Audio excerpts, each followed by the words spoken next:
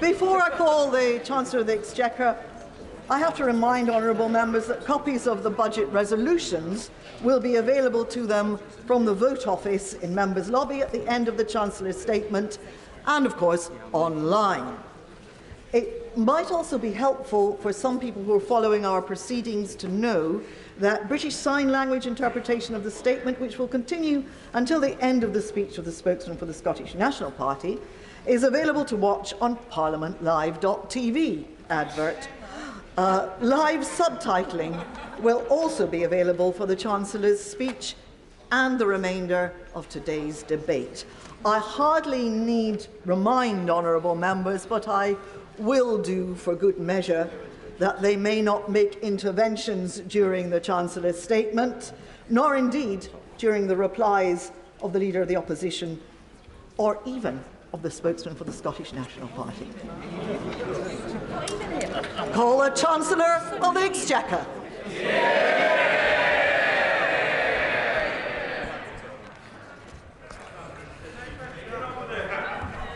Madam Deputy Speaker, in the face of enormous challenges, I report today on a British economy which is proving the doubters wrong. In the autumn, we took difficult decisions to deliver stability and sound money. Since mid-October, 10-year gilt rates have fallen, debt servicing costs are down, mortgage rates are lower, and inflation has peaked. The International Monetary Fund says our approach means the UK economy is on the right track. Yeah. But we remain vigilant and will not hesitate to take whatever steps are necessary for economic stability. Today, the Office for Budget Responsibility forecasts that because of changing international factors and the measures I take, the UK will not now enter a technical recession this year. Yeah.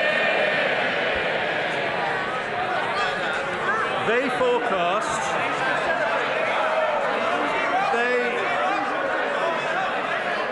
forecast we will meet the Prime Minister's priorities to halve inflation, reduce debt and get the economy growing. We are following the plan and the plan is working. But that's not all we've done. In the face of a cost of living crisis, we have demonstrated our values by protecting struggling families with a £2,500 energy price guarantee, one-off support and the uprating of benefits with inflation. Taken together, these measures are worth £94 billion over this year and next, one of the largest support packages in Europe. That averages, Madam Deputy Speaker, over £3,300 of cost of living help for every household in the country. Today, we deliver the next part of our plan, a budget for growth. Not just the growth that comes when you emerge from a downturn, but long-term, sustainable, healthy growth that pays for our NHS and schools, finds jobs for young people and provides a safety net for older people, all whilst making our country one of the most prosperous in the world. Prosperity with a purpose, and that is why growth is one of the Prime Minister's 5 priorities for our country. I deliver that today by removing obstacles that stop businesses investing, by tackling labour shortages that stop them recruiting, by breaking down barriers that stop people working, and by harnessing British ingenuity to make us a science and technology superpower. Yeah. I start with the forecasts produced by Richard Hughes and his team at the Independent Office for Budget Responsibility, who I thank for their diligent work. They have looked in detail at the Prime Minister's economic priorities. The first of those is to halve inflation. Inflation destroys the value of hard-earned pay, deters investment and foments industrial strife. This government remains steadfast in its support for the Independent Monetary Policy Committee at the Bank of England as it takes action to return inflation to the 2% target. Despite continuing global instability, the OBR report today that inflation in the UK will fall from 10.7% in the final quarter of last year to 2.9% by the end of 2023. That is more than halving inflation. High inflation, Madam Deputy Speaker, is the root cause of the strikes we've seen in recent months. We will continue to work hard to settle those disputes, but only in a way that does not fuel inflation. Part of the fall in inflation predicted by the OBR happens because of additional measures I take today. Firstly, I recognise that even though wholesale energy prices have been falling, there is still enormous pressure on family finances. Some people remain in real distress, and we should always stand ready to help when we can. So after listening to representations from Martin Lewis and other experts, I today confirm that the energy price guarantee will remain at £2,500 for the next 3 months. This means the £2,500 cap for the typical household will remain in place when energy prices remain high ahead of an expected fall in prices from July. This measure will save the average family a further £160 on top of the energy support measures already announced. The second measure concerns over 4 million households on prepayment meters. They're often the poorest households, but they currently pay more than comparable customers on direct debit. Ofgem has already agreed with suppliers a temporary suspension to forced installations of prepayment meters, but today I go further and confirm we will bring their charges in line with comparable direct debit charges. Under a Conservative government, the energy premium paid by our poorest customers, our poorest households, is coming to an end. Next, I have listened to representations from the honourable members for East Devon, North Cornwall, Combe Valley and Central Suffolk and North Ipswich about the risk to community facilities, especially swimming pools, caused by high costs. When times are tough, such facilities matter even more. So today I am providing a £63 million fund. Order! We want to hear what the Chancellor of the Exchequer is actually saying. Enough. Chancellor. Today I am providing a £63 million fund to keep our public leisure centres and pools afloat. I have also heard from my right honourable friend, the Charities Minister, and his Secretary of State about the brilliant work third sector organisations are doing to help people struggling in tough times. They can often reach people in need that central or local government cannot. So I will give his department £100 million to support thousands of local charities and community organisations do their fantastic work.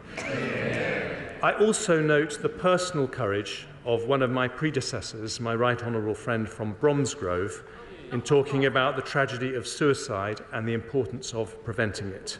We already invest a lot in this area, but I will assign an extra £10 million over the next 2 years, nearly £1 million for every year that he's been in Parliament, to help the voluntary sector play an even bigger role in stopping families experiencing that intolerable heartache. My penultimate cost of living measure concerns one of our other most treasured community institutions, the Great British Pub. In December, I extended the alcohol duty freeze until the 1st of August, after which duties will go up in line with inflation in the usual way. But today I will do something that was not possible when we were in the EU and significantly increase the generosity of draft relief so that from the 1st of August the duty on draft products in pubs will be up to 11 pence lower than the duty in supermarkets. It's a differential a Conservative government will maintain as part of a new Brexit pubs guarantee. Madam Deputy Speaker, British ale is warm, but the duty on a pint is frozen. And even better, even better, thanks to the Windsor framework negotiated by my right honourable friend, the Prime Minister, that change will now apply to every pub in Northern Ireland. And finally, Madam Deputy Speaker, I've heard the representations from the Honourable Member for Stoke-on-Trent North, my right honourable friend for Witham, and my right honourable friend from South Thanet and the Sun newspaper about the impact on motorists of the planned 11p rise in fuel duty. I noticed the party opposite called for a freeze on this duty. Somehow they forgot to tell the British people they have voted against every single fuel duty freeze for the last 12 years. Because inflation remains high, I have decided now is not the right time to uprate fuel duty with inflation or increase the duty. So here's what I'm going to do for a further 12 months. I'm going to maintain the 5p cut and I'm going to freeze fuel duty too. That saves the average driver £100 next year and around £200 since the 5p cut was introduced.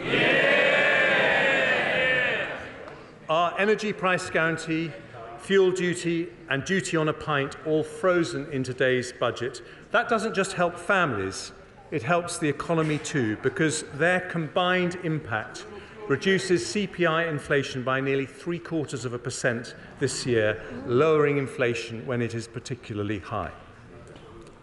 I now turn to the Prime Minister's second priority, which is to reduce debt. Here too, our plan is on track. Underlying debt is forecast to be 92.4% of GDP next year, then 97.3%, 94.6%, 94.8%, before falling to 94.6% in 27-28. We are meeting the debt priority. And with a buffer of £6.5 billion, it means we are meeting our fiscal rule to have debt falling as a percentage of GDP by the 5th year of the forecast. As a proportion of GDP, our debt remains lower than the USA, Canada, France, Italy and Japan. And because of the decisions I take today and the improved outlook for public finances, underlying debt in 5 years' time is now forecast to be nearly 3 percentage points of GDP lower than it was in the autumn. That means more money for our public services and a lower burden for future generations, deeply held conservative values which we put into practice today. At the autumn statement, I also announced that public sector net borrowing must be below 3% of GDP over the same period. The OBR confirmed today that we're meeting that rule with a buffer of £39.2 billion. In fact, our deficit falls in every single year of the forecast, with borrowing falling from 5.1% of GDP in 23-24 to 3.2% to 2.8% to 2.2% and 1.7% in 27-28. Even better, in the final 2 years of the forecast, our current budget is in surplus, meaning we only borrow for investment and not for day-to-day spending. Day-to-day departmental spending will grow at 1% a year on average in real terms after 24-25 until the end of the forecast period. Capital plans are maintained at the same level set at the autumn statement. We will uprate tobacco duty and we will freeze the gross gaming duty yield bands. We're also maintaining the starting rate for savings and ISA subscription limits, and we'll bring forward a range of measures to tackle promoters of tax avoidance schemes. Madam Deputy Speaker, taken together, today's measures lead to a slightly lower overall tax burden for the rest of the Parliament compared to the OBR's autumn forecast. Other parties run out of money, but a Conservative government is reducing borrowing and improving our public finances.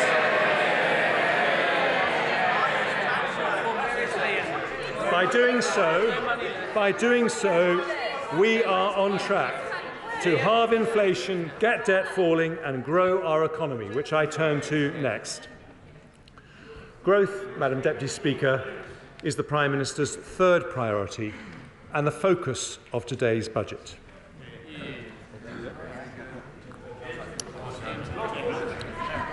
"13 years ago, we inherited an economy that had crashed.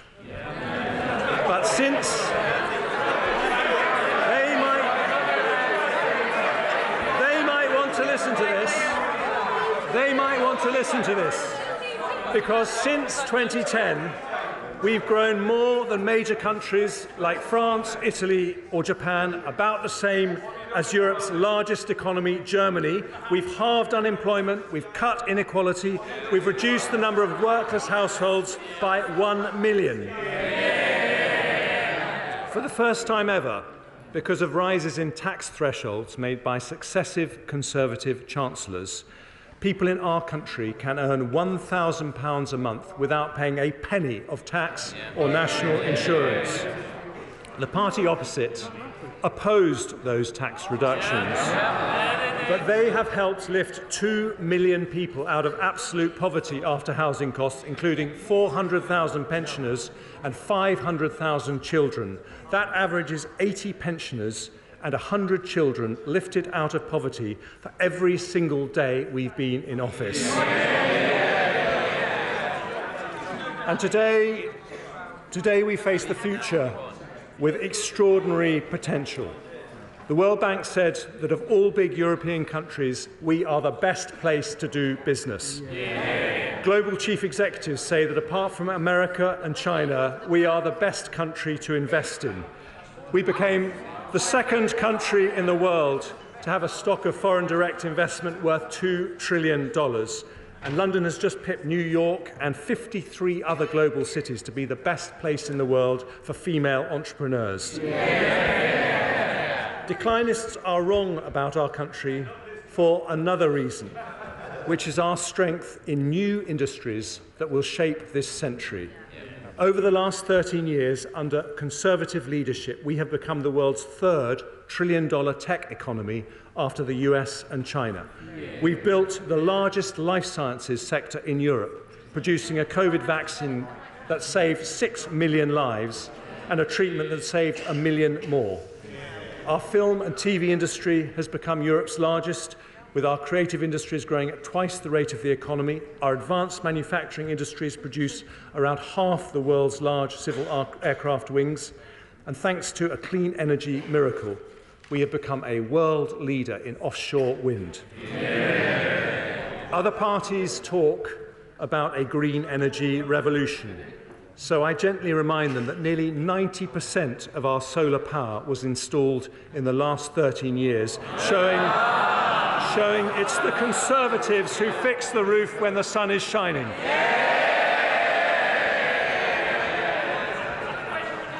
Now, let's turn to what the OBR say about our growth prospects. In November, they expected that the UK economy would enter recession in 2022 and contract by 1.4% in 23. That left many families feeling concerned about the future. But today, the OBR forecast we will not enter a recession at all this year, with a contraction of just 0.2%. And after this year, the UK economy will grow in every single year of the forecast period by 1.8% in 24, 2.5%, 2.1% and 1.9% in 27. They also expect the unemployment rate to rise by less than 1 percentage point to 4.4%, with 170,000 fewer people out of work compared to their autumn forecast. Madam Deputy Speaker, that return to growth has direct consequences for our role on the global stage.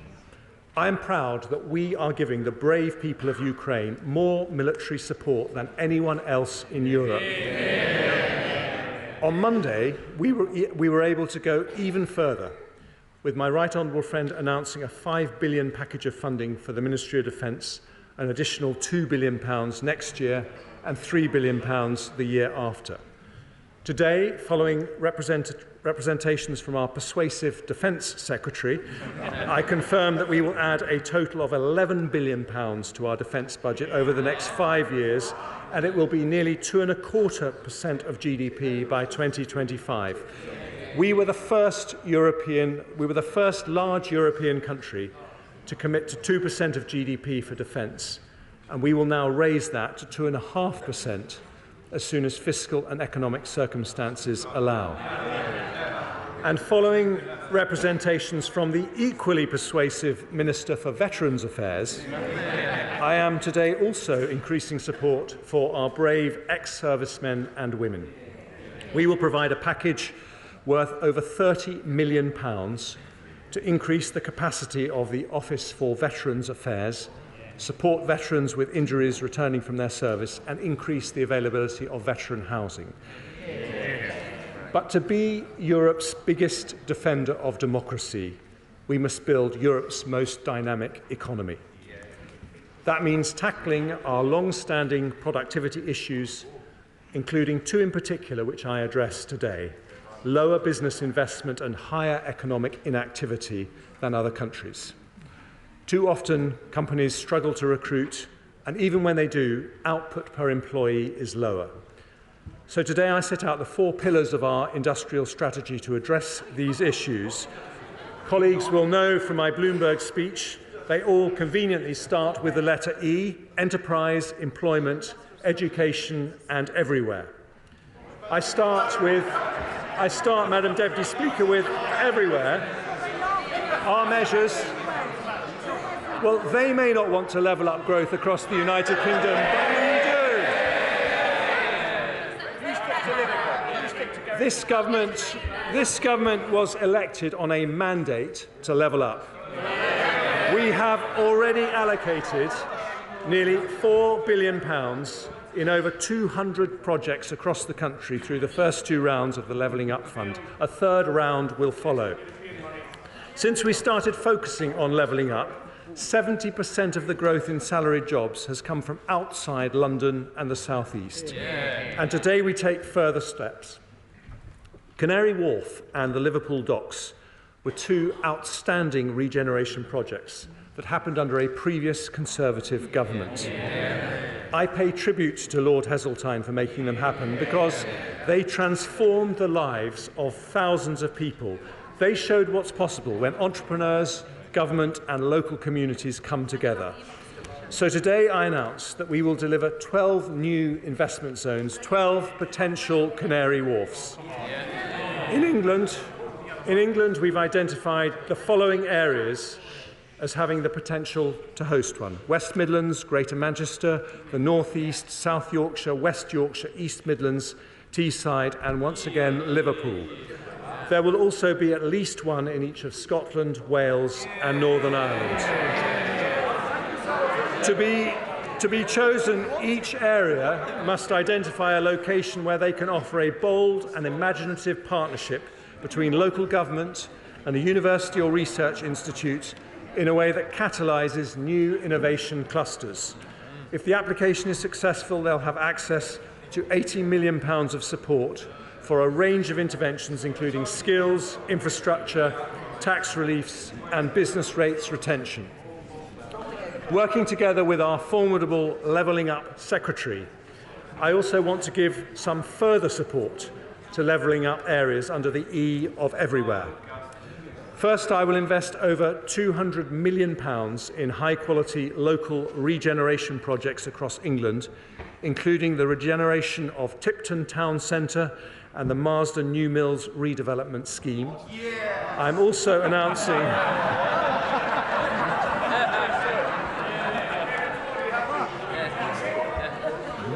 announcing a further £161 million for regeneration projects in mayoral combined authorities and the Greater London Authority, and I will make over £400 million available for new levelling up partnerships in areas that include Redcar and Cleveland, Blackburn, Oldham, Rochdale, Mansfield, South Tyneside and Basset Law. Having listened to the case for better local transport infrastructure from many honourable members, I can announce a second round of the City Region Sustainable Transport Settlements allocating £8.8 billion over the next 5-year funding period. And following a wet, then cold winter, I have also received particularly strong representations from my honourable friends from North Devon, South West Devon and Newton Abbot, as well as Councillor Peter Martin from my own constituency, about the curse of potholes. The spending review allocated £500 million every year to the Potholes Fund, but today I have decided to increase that fund by a further £200 million next year to help local communities tackle this problem. For Scotland, Wales and Northern Ireland, this budget delivers not only a new investment zone, but an additional £320 million for the Scottish Government, £180 million for the Welsh Government, and £130 million for the Northern Ireland Executive as a result of Barnett's consequentials. On top of which in Scotland I can announce up to £8.6 million of targeted funding for the Edinburgh Festivals, as well as £1.5 million funding to repair the Clodagh Bridge. I will provide £20 million of funding for the Welsh Government to restore the Holyhead breakwater, and in Northern Ireland I'm allocating up to £3 million to extend the Tackling Paramilitarism programme and up to £40 million to extend further and higher education participation. But, Madam Deputy Speaker, for levelling up to truly succeed, we need to unleash the civic entrepreneurship that's only possible when elected local leaders are able to fund and deliver solutions to their own challenges. That means giving them responsibility for local economic growth and the benefit from the upside when it happens. So this government will consult on transferring responsibilities for local economic development from local enterprise partnerships to local authorities from April 24. I will also boost mayors' financial autonomy by agreeing multi-year single settlements for the West Midlands and Greater Combined Manchester Authority in the next spending review, something I intend to roll out for all mayoral areas over time. I've also agreed a new long-term commitment so that they can retain 100% of their business rates, something I also hope to expand to other areas.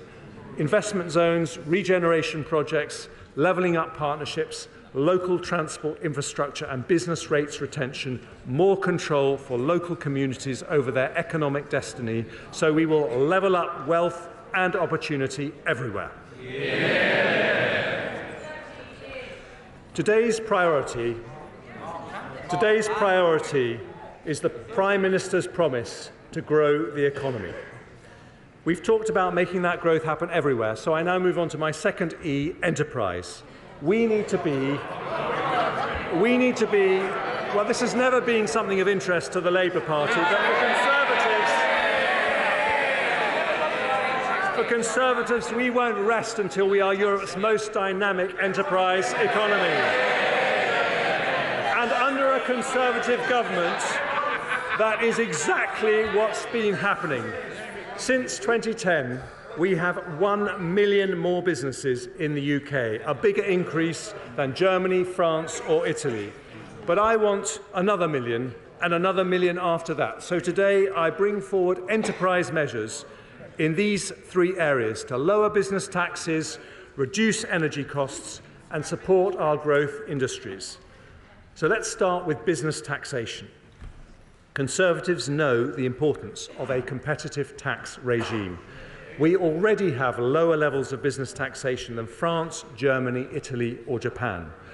But I want us to have the most pro-business, pro-enterprise tax regime anywhere. Even after the corporation tax rise this April, we will have the lowest headline rate in the G7, lower than any period under the last Labour government. Only 10% of companies will pay the full 25% rate. But even at 19%, our corporation tax did not incentivise investment as effectively as countries with higher headline rates. The result is less capital investment and lower productivity than countries like France and Germany. We've already taken measures to address this. For larger business, we've had the super deduction, introduced by my right honourable friend, the Prime Minister, which ends this month.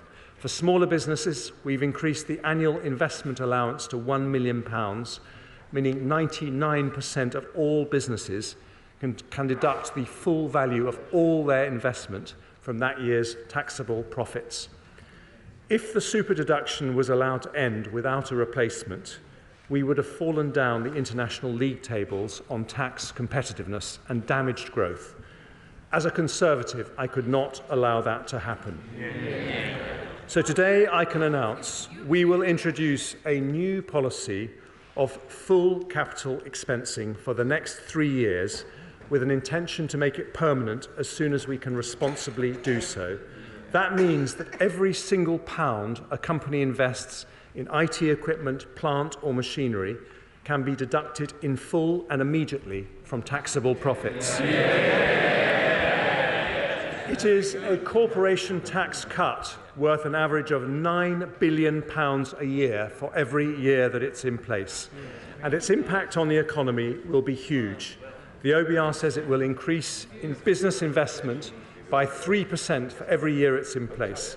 This decision makes us the only major European country with full expensing and gives us the joint most generous capital allowance regime of any advanced economy.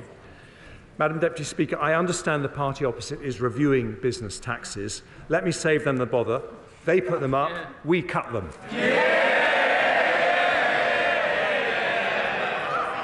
I also want to make our taxes more competitive in our life science and creative industries sectors.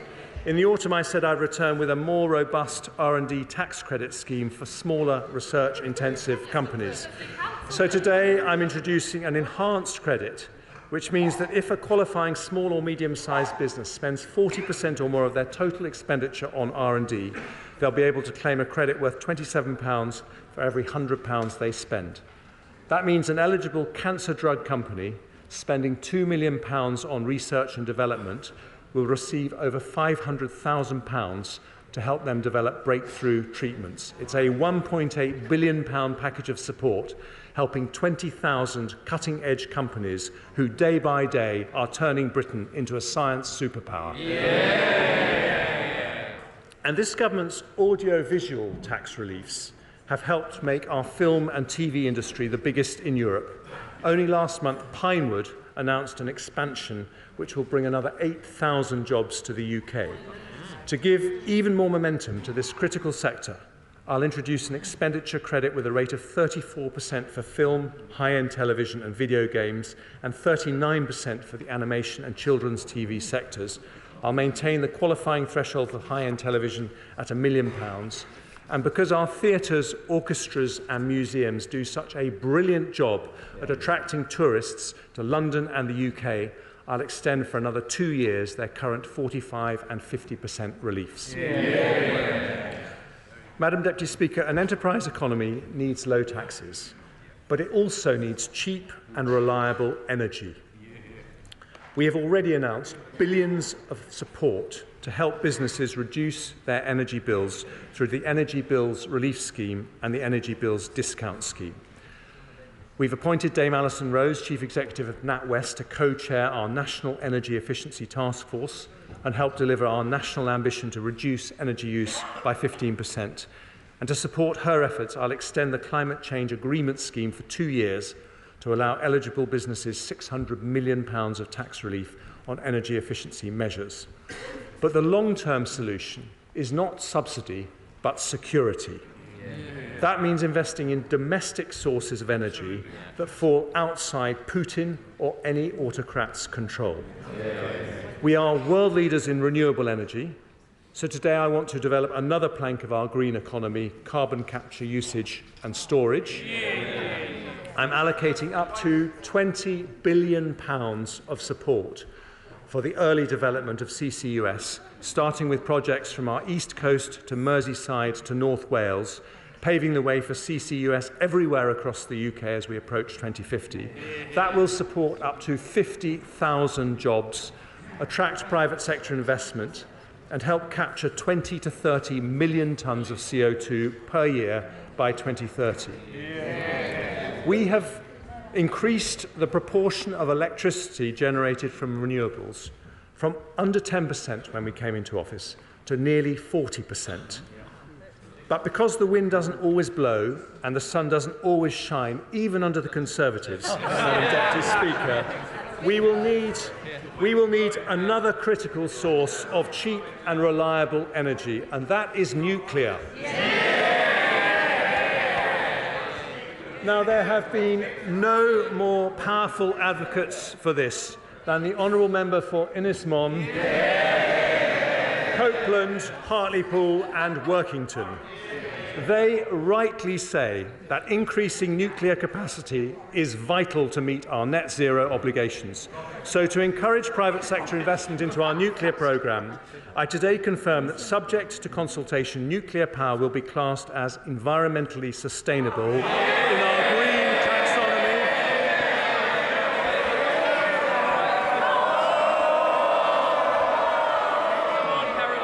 That will give it access to the same investment incentives as renewable energy.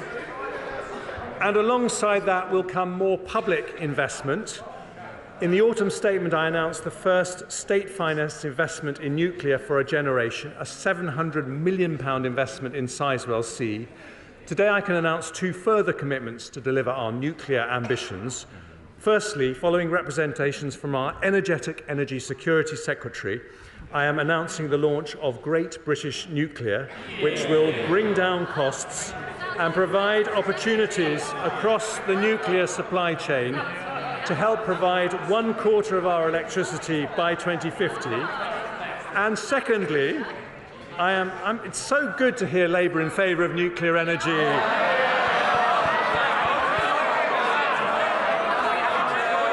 Just a shame they never did any. And secondly, I'm launching the first competition for small modular reactors. It will be completed by the end of this year, and if demonstrated as viable, we will co-fund this exciting new technology. Finally, under the E of enterprise, Madam Deputy Speaker, I come to our innovation economy, a central area of national competitive advantage for the United Kingdom. Over the weekend, I worked night and day with the Prime Minister and the Governor of Bank of England to protect the deposits of thousands of our most cutting-edge companies. We successfully secured the sale of the UK arm of Silicon Valley Bank to HSBC, so the future of those companies is now safe in the hands of Europe's biggest and one of its most creditworthy banks. But those events show that we need to build a larger, more diverse financing system where the benefits of investment in high-growth firms are available to more investors. So I will return in the autumn statement with a plan to deliver that. It will include measures to unlock productive investment from defined contribution pension funds and other sources, make the London Stock Exchange a more attractive place to list, and complete our response to the challenges created by the US Inflation Reduction Act. However, when it comes to our innovation industries, there are two areas I want to make progress on today. Nigel Lawson made the City of London one of the world's top financial centres by competitive deregulation. With our Brexit autonomy, we can do the same for our high-growth sectors. So today I want to reform the regulations around medicines and medical technologies.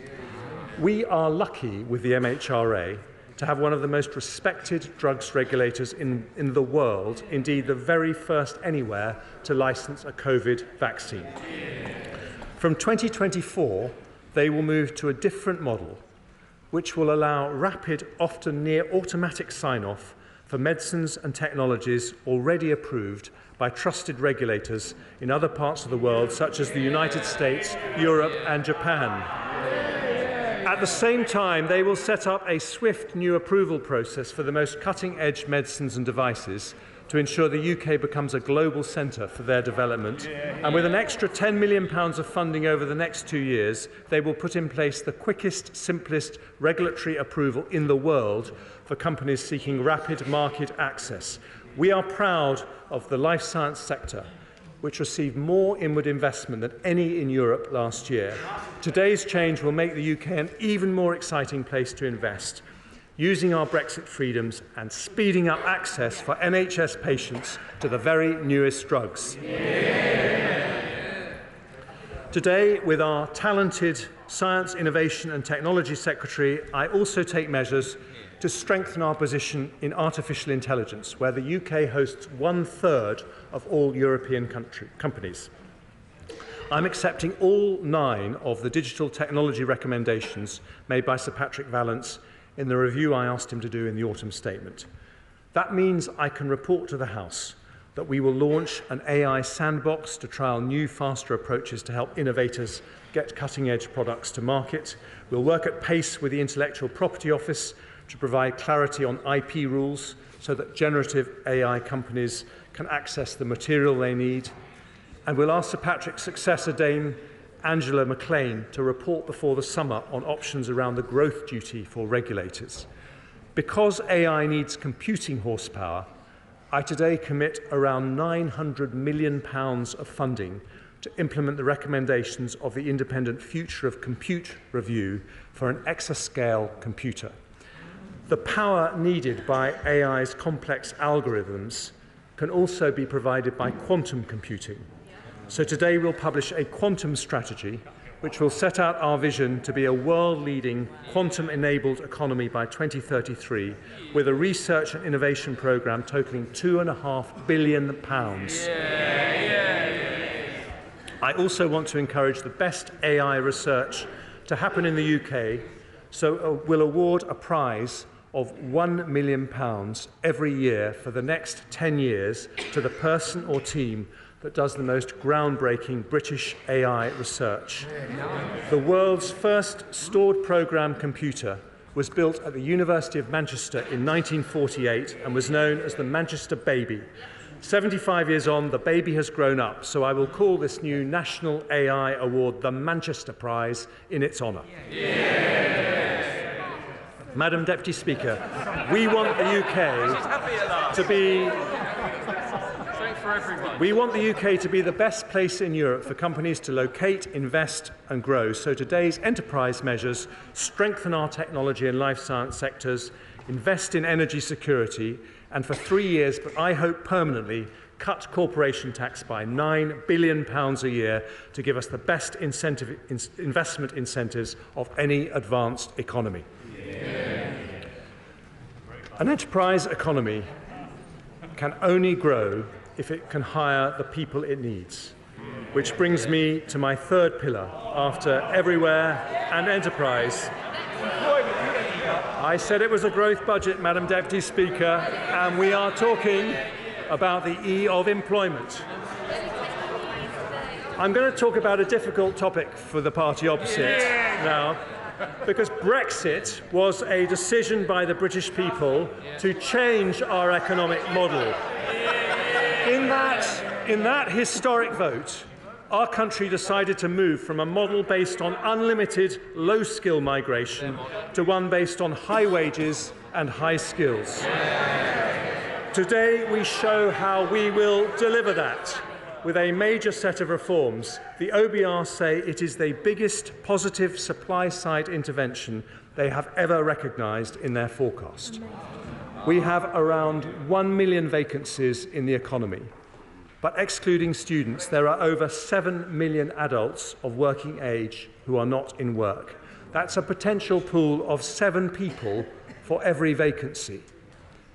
Conservatives believe work is a virtue.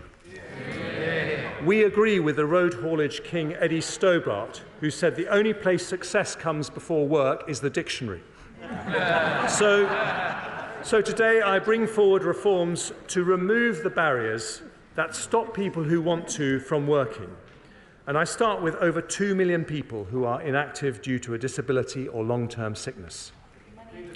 Thanks to the reforms courageously introduced by the Right Honourable Member for Chingford and Woodford Green, the number of disabled people in work has risen by 2 million since 2013.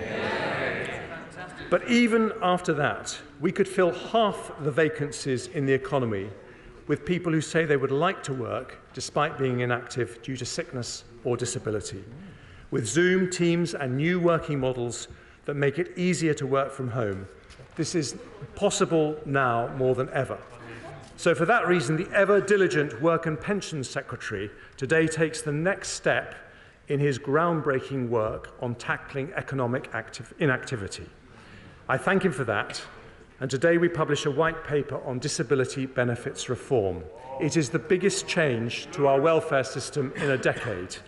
His plans will abolish the work capability assessment in Great Britain and separate benefit entitlement from an individual's ability to work. As a result, disabled benefit claimants will always be able to seek work without fear of losing financial support. Today, I'm going further by announcing that in England and Wales, after listening to representations from the Centre for Social Justice and others, we will fund a new programme called Universal Support. This is a new voluntary employment scheme for disabled people where the government will spend up to £4,000 a person to help them find appropriate jobs and put in place the support they need. It will fund 50,000 places every single year.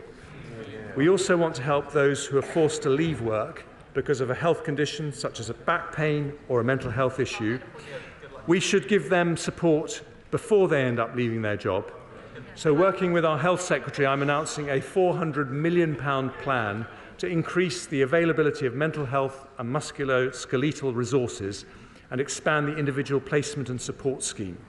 And because occupational health provided by employers has a key role to play, I'll also bring forward 2 new consultations on how to improve its availability and double the funding for the small company subsidy pilot. There's another group that deserve particular attention, which is children in care.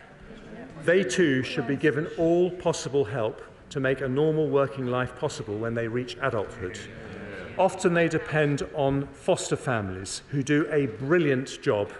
So today I'm nearly doubling the qualifying care relief threshold to £18,140, which will give a tax cut to a qualifying carer worth an average of £450 a year. I'll also increase the funding we provide to the Staying Close programme by 50% to help more care leavers into employment, and I'll support young people with special educational needs and disabilities with a £3 million pilot expansion of the Department for Education's supported internship programme to help those people transition from education into the workplace.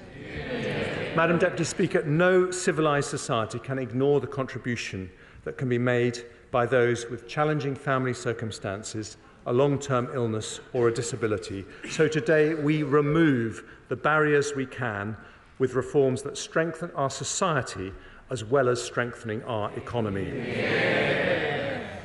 The next set of employment reforms affects those on universal credit without a health condition who are looking for work or on low earnings. There are more than 2 million job seekers in this group, more than enough to fill every vacancy in the economy. Independence is always better than dependence, which is why a Conservative government believes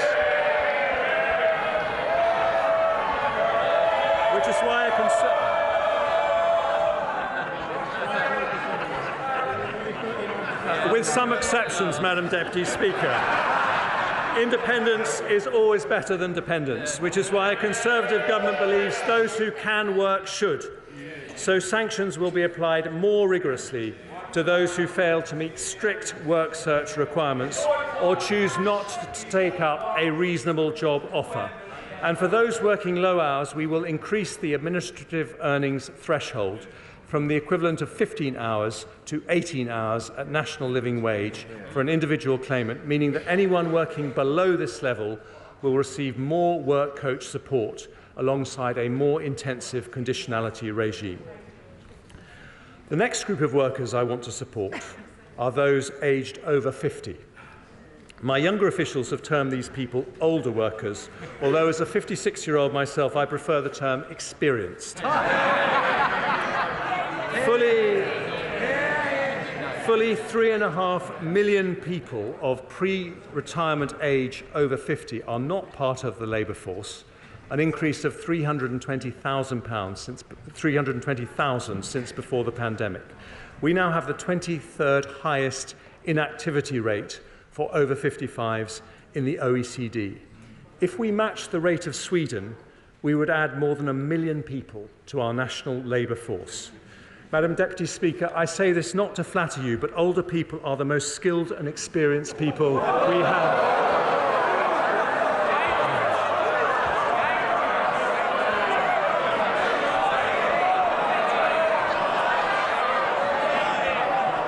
No country can thrive. No country can thrive if it turns its back on such a wealth of talent and ability. But for too many, turning 50 is a moment of anxiety about the cliff edge of retirement, rather than a moment of anticipation about another 2 decades of fulfilment. I know this, Madam Deputy Speaker, myself. After I turned 50, I was relegated to the backbenches and planned for a quiet life, but instead I decided to set an example by embarking on a new career in finance. So today I take 3 steps to make it easier for those who wish to. It's going well, thank you. And today I take 3 steps to make it easier for those who wish to work longer. First, we will increase the number of people who get the best possible financial, health and career guidance ahead of retirement by enhancing the DWP's excellent midlife MOT strategy. They will also increase by 5-fold the number of 50-plus universal credits who receive midlife MOTs from 8,000 to 40,000 a year. Second, with my right honourable friend, the Education Secretary, who has a deep personal commitment to this area, will introduce a new kind of apprenticeship targeted at the over 50s who want to return to work. They will be called returnerships and operate alongside skills boot camps and sector-based work academies. They'll bring together our existing skills programmes to make them more appealing for older workers, focusing on flexibility and previous experience to reduce training length. Finally, I have listened to the concerns of many senior NHS clinicians who say unpredictable pension tax charges are making them leave the NHS just when they are needed the most. The NHS is our biggest employer, and we will shortly publish a long-term workforce plan that I promised in the autumn statement. But ahead of that, I don't want any doctor to retire early because of the way pension taxes work. It's an issue I've discussed not just with the current Health Secretary, but a former Health Secretary who kindly took a break from WhatsApping his colleagues to consider it.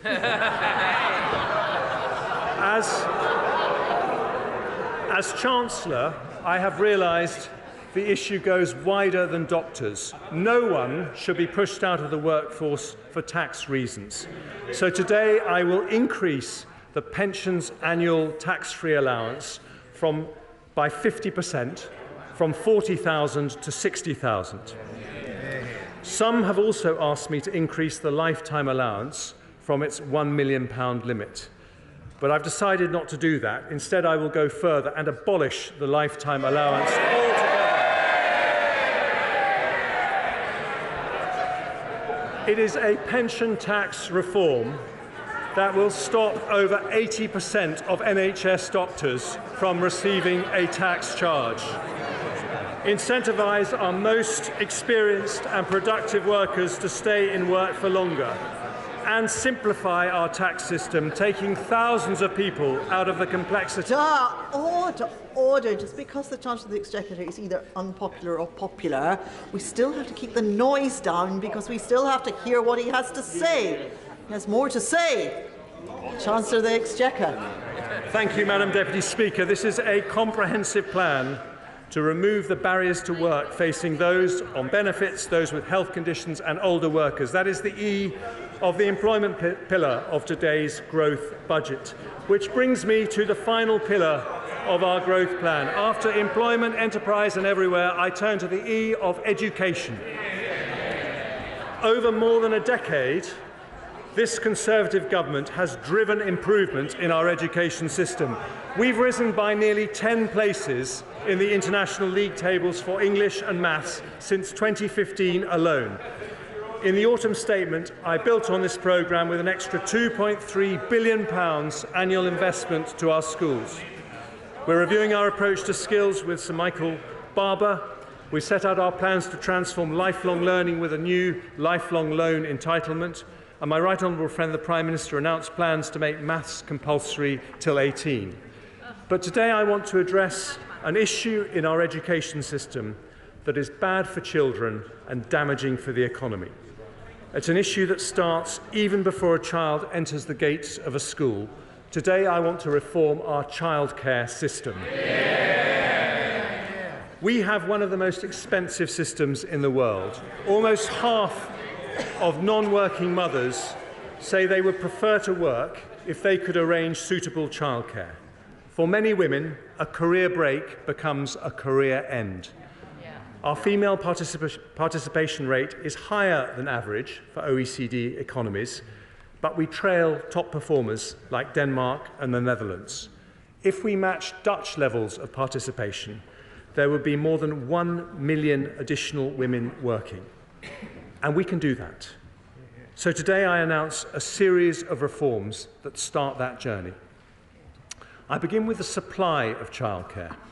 We've seen a significant decline in childminders over recent years, down 9% in England in just 1 year. But childminders are a vital way to deliver affordable and flexible care, and we need more of them. So I've listened to representations from my honourable friend from Stroud and decided to address this by piloting incentive payments of £600 for childminders who sign up to the profession, rising to £1,200 for those who join through an agency. I've also heard many concerns about cost pressures facing the sector.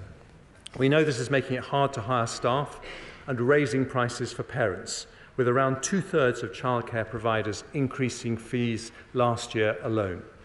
So we'll increase the funding paid to nurseries providing free childcare under the Hours offer by £204 million from this September, rising to £288 million next year. That's an average of a 30% increase in the 2-year-old rate this year, just as the sector has requested.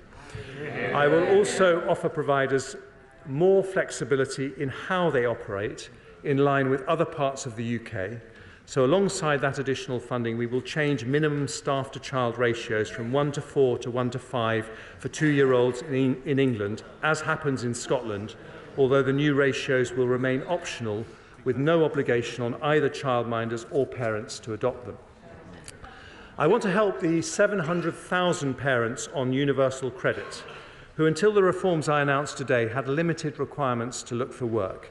Many remain out of work because they cannot afford the upfront payment necessary to access subsidised childcare.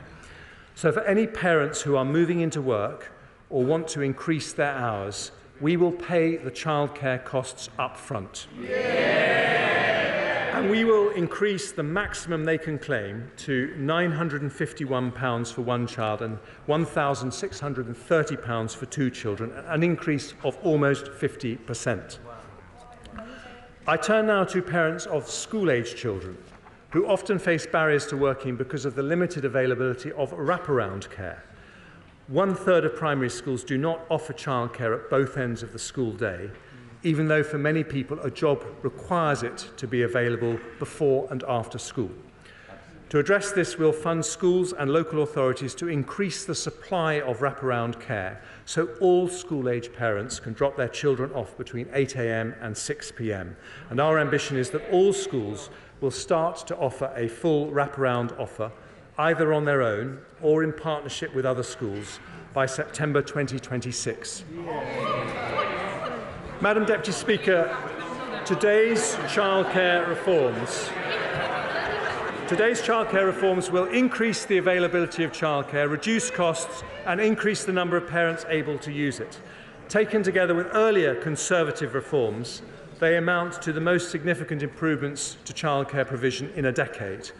But if we really want to remove the barriers to work, we need to go further for parents who have a child under 3. For them, childcare remains just too expensive. In 2010, there was barely any free childcare for under 5s. A Conservative-led government changed that with free childcare for 3- and 4-year-olds in England. It was a landmark reform, but not a complete one. I don't want any parent with a child under 5 to be prevented from working if they want to, because it's damaging to our economy and unfair mainly to women. So today I announce that in eligible households where all adults are working at least 16 hours, we will introduce 30 hours of free childcare, not just for 3- and 4-year-olds, but for every single child over the age of 9 months. Yeah! The 30-hour offer will now start from the moment maternity or paternity leave ends. It's a package worth, on average, £6,500 every year for a family with a 2-year-old child using 35 hours of childcare every week, and reduces their childcare costs by nearly 60%. Because it is such a large reform, we will introduce it in stages to ensure there is enough supply in the market. Working parents of 2-year-olds will be able to access 15 hours of free care from April 2024, helping around 500,000 parents. From September 24, that 15 hours will be extended to all children from 9 months up, meaning a total of nearly 1 million parents will be eligible. And from September 25, every single working parent of under 5s will have access to 30 hours free childcare per week. Madam Deputy Speaker. Order. Mr. Perkins, stop it.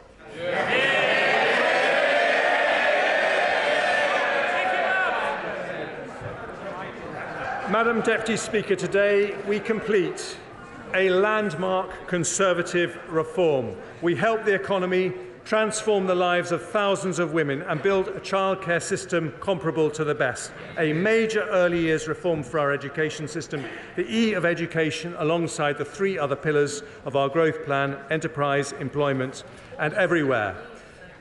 So, Madam Deputy Speaker, in November we delivered stability. Today it's growth.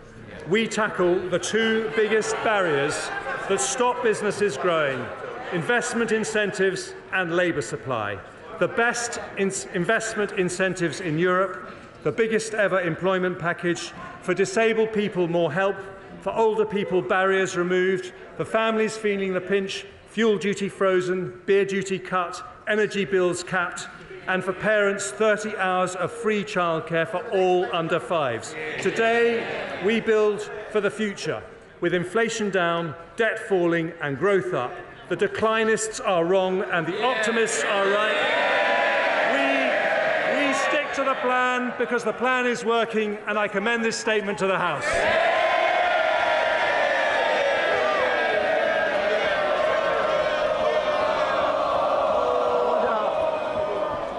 Order. I thank the Chancellor of the Exchequer for his